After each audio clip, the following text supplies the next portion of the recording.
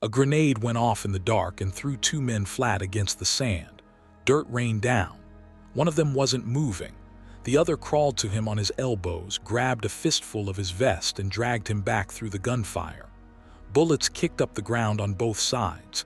He kept pulling. He kept talking, low and steady, telling the man to hold on, to stay awake, to think about home. The man who wasn't moving had a wife waiting for him in Alabama. Her name was Elena. A schoolteacher who counted the days until he came home. She would spend the next 2 years learning to be alone. And then one night, at a charity gala, a Navy SEAL she had never met would walk across the floor and offer her his hand. Why would a decorated soldier do that for a stranger? Stay with me. The Fairhope Veterans Charity Gala was the kind of party Elena Hartley had no business attending, and she knew it the second she stepped through the door. Chandeliers, waiters in white gloves, women in dresses that cost more than she made in a month grading spelling tests. She stood at the edge of it all in a plain navy dress she'd bought 2 seasons ago, holding a small clutch purse against her stomach like a shield. She almost turned around right there, but she had promised herself she would come. The invitation had arrived a month earlier, addressed to Mrs. Elena Hartley, widow of Chief Petty Officer Daniel Hartley. She had read that word, widow, maybe 40 times before she set the card down.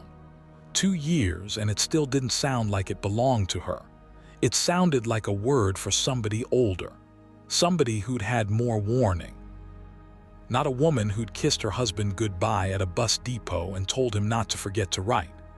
A young woman at the welcome table found her name on the list and handed her a seat card. Table 9. Elena looked at it. One name, hers. Where a second name should have been printed, there was only a blank space, a little white nothing where Daniel's name would have gone if the world had turned out different. Now here's the thing about a room full of important people.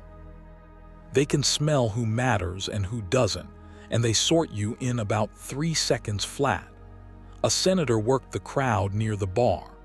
2 developers who had put their names on half the buildings in the county laughed too loud by the stage.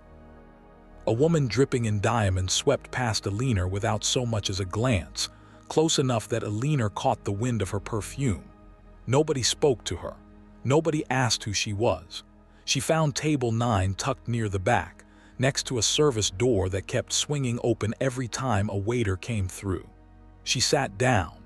She smoothed her napkin across her lap and folded her hands and waited for something she couldn't name. Elena Hartley had spent 31 years in a classroom. She knew how to hold a room of 9-year-olds in the palm of her hand. She could quiet a shouting match with one raised eyebrow.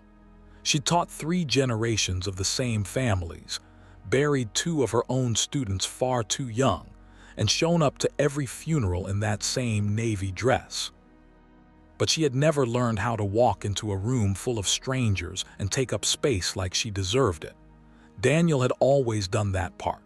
Daniel could talk to anyone.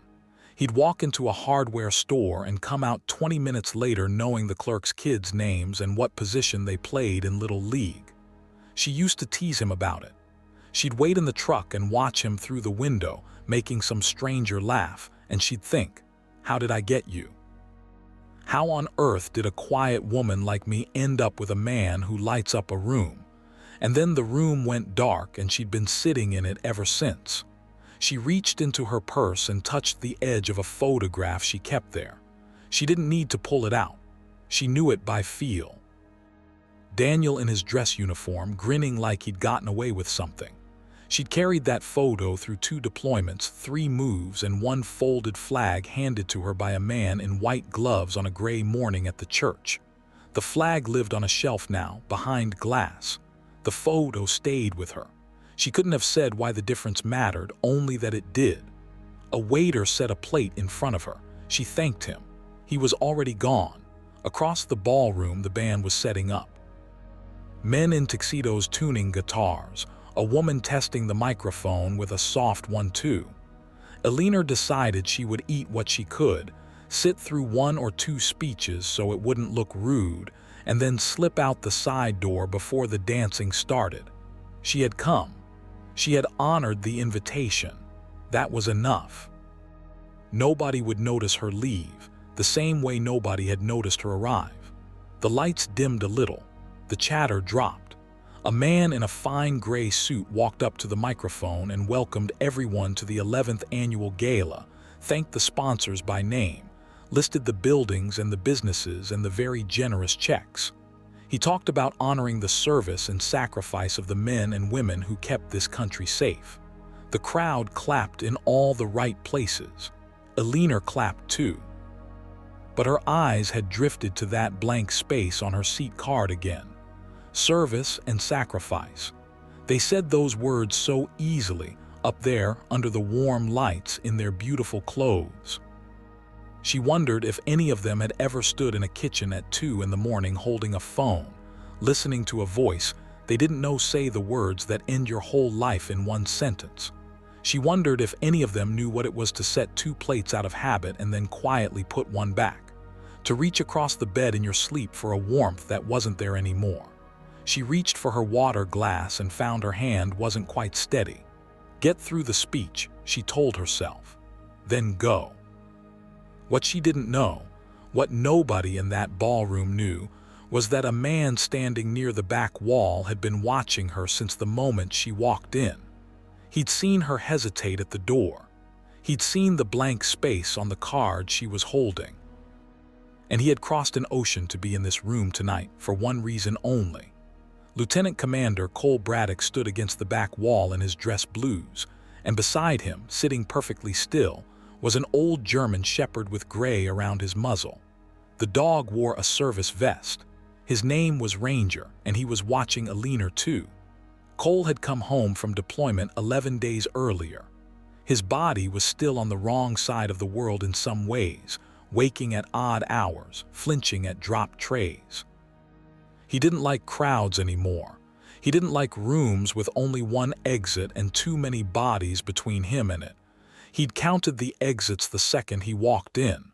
Old habit, the kind that doesn't leave you. Every instinct in him wanted to be anywhere but here, out on a porch somewhere with the dog and the quiet and nobody expecting anything from him. But he'd made a promise. And Cole Braddock did not break promises. He'd found her name on the guest list 3 weeks back. Mrs. Alina Hartley. He had stared at it a long time. He knew that name the way you know a scar. He'd said it out loud in the dark more than once to a man who was bleeding out in his arms. Alina. Think about Alina. Think about that porch swing you keep going on about. Stay with me, Danny. Alina's waiting. Now that name had a face. A woman sitting alone at the worst table in the room, next to a swinging door, holding her purse in her lap, ready to run the first chance she got. And every single person in that gilded ballroom had walked right past her like she was part of the furniture. Something in Cole's jaw tightened. For 2 years he'd carried this night in his head without knowing what it would look like. He'd imagined finding her at a grocery store, maybe, on a doorstep. He'd rehearsed 100 versions of what he'd say and thrown out every one. Nothing sounded big enough. Nothing came close to what he owed her. And now here she was, 30 feet away, about to disappear out a side door, and all his rehearsed speeches were worth exactly nothing. He looked down at Ranger. The old dog looked back up at him, ears forward, waiting. Ranger had done 4 deployments. Ranger had been there that night too. Cole put his hand flat on the dog's head for a second, the way he always did before something hard. "Come on, boy," he said quietly. "Let's go keep a promise." The band leader stepped to the microphone and announced that they'd like to open the dancing, and he invited couples to make their way to the floor. A slow song started, something soft and old. The wealthy couples drifted out into the middle of the room, the men's hands finding the smalls of their wives' backs, the women's heels clicking on the marble. Alina took that as her cue. This was the moment to disappear. She set her napkin on the table, gathered her purse, and started to rise from her chair, already angling toward that side door. That's when she felt the whole room shift. She didn't understand it at first. The couples on the dance floor had stopped moving. Heads were turning. The conversation near her table died out. Alina froze half out of her seat, certain she'd done something wrong, certain every eye had somehow landed on the plain widow trying to sneak out the back. Then she saw why. A tall man in a navy dress uniform was walking straight across the ballroom, rows of ribbons on his chest, gold on his sleeves. And at his heel, matching his pace step for step, an old shepherd in a service vest, tail low, eyes fixed forward. The wealthy couples parted for him without meaning to. He didn't look at any of them, he looked at her. Alina sat back down slowly, her heart hammering. She looked left, then right, sure he had to be walking toward someone else. There was no one else. There was only her at table 9 by the door. He stopped in front of her. Up close he was even bigger, broad through the shoulders, with tired eyes that didn't match his straight back. The dog sat at his side and looked up at her, and something in that old animal's face made Alina's throat go tight for no reason she could name. The man came to attention. And then, in front of the senator and the developers, and the woman with the diamonds and every phone that was slowly starting to rise into the air, he bowed his head slightly and held out his hand. "Mrs. Hartley," he said, his voice was low and rough. "My name is Cole Braddock. I served with your husband. I would be honored if you'd give me this dance." The whole ballroom had gone silent. You could hear the band and nothing else. Alina stared at his open hand. Her mouth opened, but no words came. She managed, finally, I don't understand. I don't know you." "No, ma'am," Cole said, "but I know you. I've known your name a long time." He didn't lower his hand. "Please." Later she would not be able to explain why she did it. Maybe because his eyes were kind. Maybe because 31 years of teaching had taught her when a person meant her no harm. Maybe because she was just so tired of being invisible. Whatever the reason, Alina Hartley put her small, trembling hand into that big, steady one, and she stood up, and she let him lead her out onto the floor while 500 strangers watched. He danced like a man who had practiced for exactly this. One hand at a respectful distance on her back, the other holding hers up between them, slow and careful, like she was made of something that might break.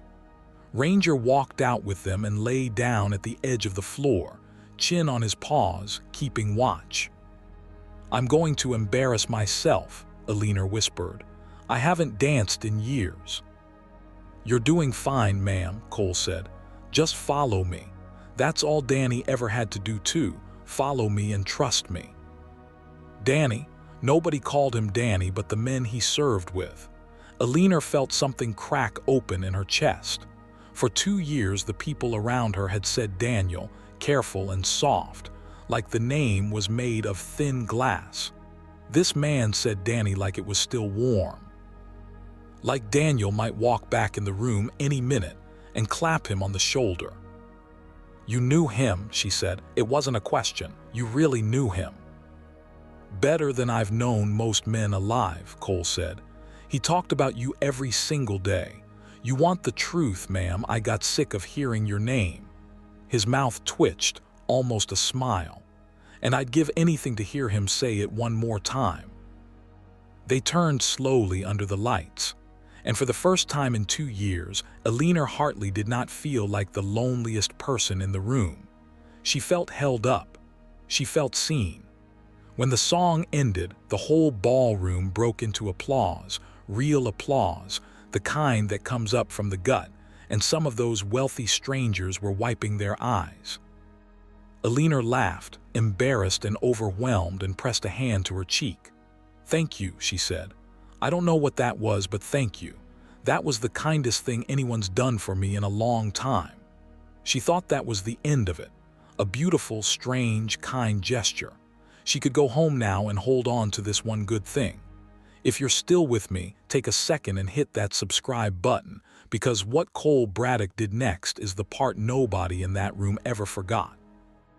Alina started to step back. ready to thank him and slip away while the moment was still whole. But Cole didn't let go of her hand. "Mrs. Hartley," he said quietly so only she could hear, "there's something I have to tell you, something you were never told. And you deserve to hear it before you leave this room tonight." The warmth drained out of Alina's face. "What do you mean, never told?" Cole glanced up at the stage. The band leader, reading the moment, stepped aside and offered him the microphone. Cole looked back at Alina. "I need you to trust me one more time. Can you do that?" Her heart was pounding again, but for a different reason now. This wasn't kindness anymore. This was something heavier. She gave a small nod because she didn't trust her voice. Cole walked to the stage, Ranger rising to follow him. He took the microphone in one hand, and the ballroom, which had just started to breathe and murmur again, went dead quiet a second time. "Most of you don't know me," Cole said. "That's fine, I'm not here for you. I'm here for the woman standing in the middle of this floor." He looked at Alina. "But since you're all listening, you're going to hear it too. Because 2 years ago, this country lost one of the finest men I ever served beside, and the way it happened got buried under paperwork and politics, and his wife was never told the truth. Tonight that ends." Alina's hand flew to her mouth. "Chief Petty Officer Daniel Hartley," Cole went on, and his voice caught for just a second before he pushed through it, "did not die the way the letter said. The letter said killed in action during a routine operation." "Routine?" He shook his head. "There was nothing routine about it." The room was so silent Alina could hear her own blood in her ears. "We were pinned down, 19 men in a bad spot with no good way out. It was the middle of the night, no moon, and we'd walked into something we shouldn't have. An enemy fighter got into a position above us with a grenade close enough to end all of us at once.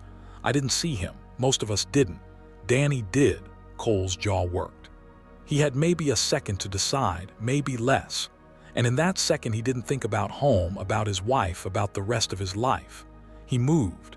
He put himself between that grenade and the rest of us. I've turned that second over in my head 10,000 times, ma'am. There was no hesitation in it, not a flicker. He just went." Alina had started to shake. "I was one of the men your husband saved that night, Mrs. Hartley. So were 17 others. 18 of us walked off that ground because one man didn't. There are children being tucked into bed right now, all over this country, whose fathers came home because Danny Hartley didn't." Alina was crying now, openly, both hands pressed over her mouth. A woman she'd never met came up beside her and put a steadying arm around her shoulders. "He was written up for the Navy Cross," Cole said, "the second highest honor this nation can give. The papers went up the chain the same week we buried him, and then the paperwork stalled. A command changed over. A new man took the desk and didn't know the story and didn't care to learn it. The recommendation got lost in a drawer, and the family got a form letter and a folded flag, and that was supposed to be that." His voice hardened. "I've spent 2 years fighting to get that fixed. Making calls on my leave, filing appeals, flying to offices on my own dime to sit in waiting rooms, getting doors shut in my face by people who told me to let it go. People who told me it was a nice gesture, but the window had closed. The window." He said the word like it tasted bad. "There's no window on what that man did." He reached into his breast pocket and pulled out a small object. Even from the floor, Alina could see it catch the light. A challenge coin, worn smooth. "Danny gave me this the week before he died," Cole said. "We had a stupid tradition. If you ever meet a brother's family, you buy the first round or you buy nothing at all, but you show up. You always show up." He held the coin up. "I made him a promise in the dirt that night while I was trying to keep him breathing. He knew. I think he knew before I did. And I told him if he didn't make it, his wife would never stand alone. Not at a funeral, not at a gala, not anywhere. As long as I was walking this earth, she would never once look around a room and find nobody there for her. His voice broke clean in half. I'm sorry it took me 2 years to get here, Danny. I'm sorry, brother, but I showed up. There was not a dry eye in that ballroom, but Cole wasn't finished. He turned toward the man in the fine gray suit, the master of ceremonies, the one who had listed all those sponsors and buildings and generous checks. And his tone changed. You want to honor service and sacrifice, Cole said. Those were your words tonight. I wrote them down. Fine. Then let's honor it for real. The man who ran this recommendation into a wall for 2 years is in this room. I've been told by people who'd know that a phone call from the right people in this county could get the review reopened this week. He swept the coin toward the crowd. You've got a senator by the bar. You've got half the money in South Alabama at these tables. You clapped real loud for service and sacrifice 10 minutes ago. I heard you. So here's your chance to mean it. Danny Hartley earned his medal in the dirt in the dark with a second to decide. The question is whether the people in this room have the spine to make sure his widow finally gets to hold it. For a long, terrible moment, nobody moved. Alina stood in the middle of the floor, shaking, and she looked around at all those faces that had walked past her an hour ago like she was nothing. She waited for them to look away. She had learned these last 2 years that people mostly looked away. They meant well and they looked away, because grief is uncomfortable and it's easier to admire it from a distance than to stand inside it with somebody. Then the senator set down his drink and walked to the stage. He was an older man, and his face had gone pale and serious. He took the microphone from Cole with a hand that wasn't entirely steady. My office will have the review reopened by Monday morning, he said. You have my word in front of everyone here, and I'll personally see that Mrs. Hartley is standing front and center when that medal is finally pinned. He turned to Alina. Ma'am, on behalf of a country that let you slip through the cracks, I am ashamed, and I am sorry. The room erupted. It didn't stop there. One of the developers who had laughed too loud by the stage stood up and pledged to cover the family's medical bills and Daniel's kids' college funds. Right there, out loud, his voice cracking halfway through. Then the woman with the diamonds, the one who had swept past Alina without a glance, crossed the whole ballroom in her heels, took both of Alina's hands in hers and couldn't get a single word out. She just held on and cried. Others came. A line formed. People who had ignored the plain widow by the door now waited their turn just to touch her hand and say his name. Daniel, Danny, Chief Hartley. Say it like it mattered because it did. Alina found Cole in the crush of it and gripped the front of his uniform like she might fall down without it. Why, she managed. Why would you do all of this? For me? You never even knew me. Cole looked down at her, and this enormous, decorated man, this Navy SEAL who had carried her husband through gunfire, had tears running openly down his face. Because I couldn't save him, ma'am, he said. I tried. God knows I tried. I had him. I had a fistful of his vest and I was dragging him and I kept telling him he was going to make it and I couldn't hold on, and a man carries that. You don't put it down. I've carried it every single day for 2 years.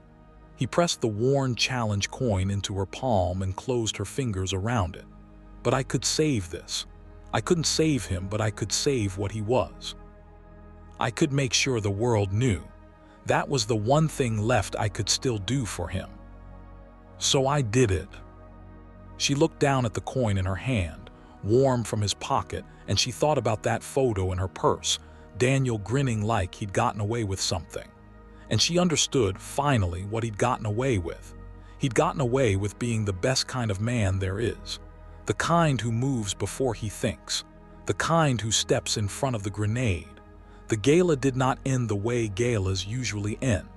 There were no more speeches about buildings and checks. The band played, but the dancing was slow and quiet and full of people holding each other a little tighter than they had an hour before. Ranger, the old shepherd, made his rounds through the crowd, and grown men in tuxedos knelt on the marble floor just to put a hand on his gray muzzle and say thank you to a dog. Eleanor did not slip out the side door. She stayed until the very end. The senator kept his word. That Monday, before the sun was fully up, phones started ringing in offices from Fairhope all the way to Washington. The review that had sat dead in a drawer for 2 years was pulled, dusted off, and pushed to the top of the pile. Cole Braddock had built a folder over those 2 years thick as a phone book, statements from all 18 men Daniel saved, and now, finally, somebody actually read it. It took 4 months. On a clear morning in the fall, on the deck of a ship docked on the Gulf Coast, with the water flat and shining behind them, Eleanor Hartley stood in front of a crowd in her navy dress. This time she was not at the back. This time she was in the front row, in the only chair that mattered. An admiral spoke Daniel's name into the wind. He read the citation out loud, the whole thing, the grenade, the 19 men, the choice her husband made in less than a second in the dark. And then he stepped forward and placed the Navy Cross into Eleanor's open hands. She held it against her chest, right over her heart, and she wept, and this time she was not alone. 18 men stood behind her in dress uniform. 18 men who were alive because of Daniel and their wives and their children, some of them too young to understand yet why the grown-ups were crying. Cole Braddock stood at the end of the row, at attention, with Ranger sitting proud and gray at his heel. When it was over, the men came to her one by one, and each of them told her a story. How Danny made them laugh in the worst places on earth. How he shared his last cigarette. How he talked about her, Eleanor, all the time, about the schoolteacher back home, about the porch swing he was going to build when he got back. One young man, barely old enough to shave, knelt down in front of her and could hardly speak. "I've got a daughter now, ma'am," he finally said. "Born last spring.